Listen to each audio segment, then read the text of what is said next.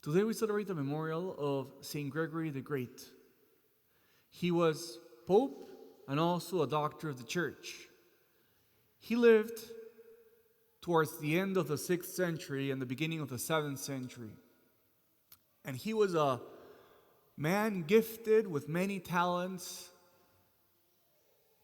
As a pope, he is most remembered because he was the first pope to send missionaries to the northern part of Europe. So a first contingent of missionaries arrived to Great Britain, sent by Pope Gregory. So he had that missionary preoccupation. He wasn't a missionary himself, but he sent those missionaries. He also had a very efficient network that helped the poor people in Rome. He was a very good administrator. St. Gregory the Great was also preoccupied with liturgy, and Gregorian chant takes its name from Pope Gregory and his efforts to renovate liturgy in those days. On top of this, St. Gregory was also a prolific writer. He's a doctor of the Church, and he left us many writings on moral subjects. By the way, if you were hoping to go to confession, Father David just came into the church and he's there in the confessional. And finally, something interesting about Gregory the Great is that he also was a monk before he became a pope.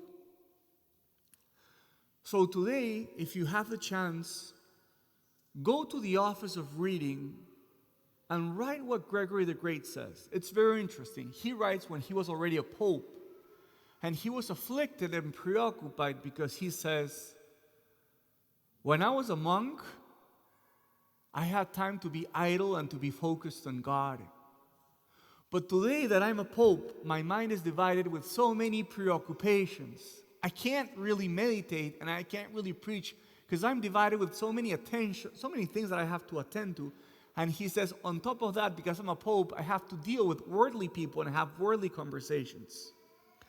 So Gregory the Great, when he was a pope, he yearned for the days that he was a monk. And here, there's a beautiful lesson that I want to share with you. We cannot effectively desire things that are not part of our state in life. Imagine, I don't know, I see moms and dads here with small kids. You can't be yearning to be a monk. It's not part of your state in life. But the spiritual authors make a very interesting distinction. They say we can't aspire effectively to be monks, but we can and should aspire affectively to the silence of the monks. Let me repeat this distinction.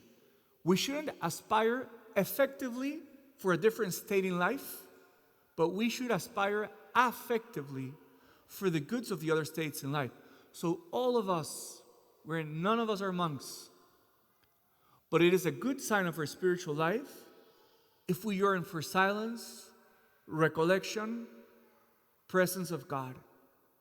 So my encouragement for each one of you is today that we celebrate Gregory the Great, such a man with such an active life, let us remember that, like him, we should also yearn, aspire, and want more deeply to have that silence, intimacy, and recollection with God.